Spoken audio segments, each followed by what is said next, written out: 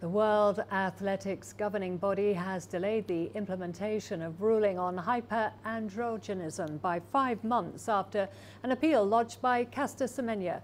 The new rules, announced in April, had been expected to take effect in 2 weeks' time. They target women with higher than normal levels of testosterone in track events ranging from the 400 metres up to a mile. Caster Semenya moved to the Court of Arbitration for Sport and challenged the rules. Recently, South Africa hosted a conference on IAAF's new hyper-androgenism regulations. The Caster Semenya case is not just about sport or gender. It's about ethics and science. It is by no means a simple case of science being the determining factor either, because if the science used by the IAAF is wrong and in fact manipulated to suit them, then the new regulations implemented are not only cruel, but discriminatory and need to be changed. As we know, 1st of November, regulations are coming into act.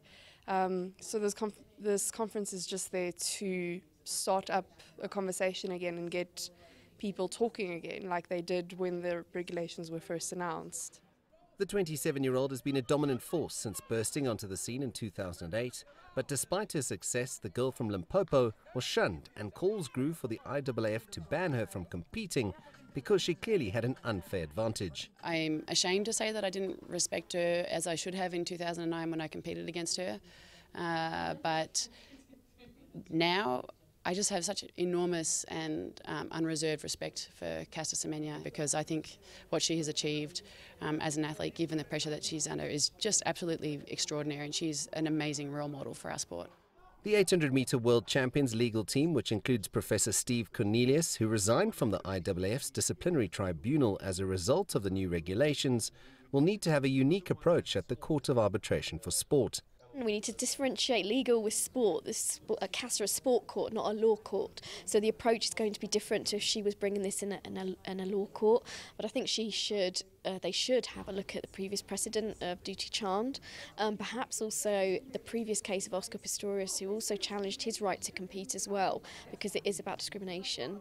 It is unclear who is responsible for monitoring the members of the IAAF who devised the controversial new regulations, as they are prejudicial to athletes and clearly fall into a legal loophole, as it is the third lifeline the IAAF has been granted on the hyper-androgenism matter. No one is regulating the legislators of these legislation and these policies. So in time, if no one takes the steps to do that, it's going to be a continuous cycle. So yes, my short answer is yes, it will come to an end, because it's obviously prejudicial, but it's not the end of it.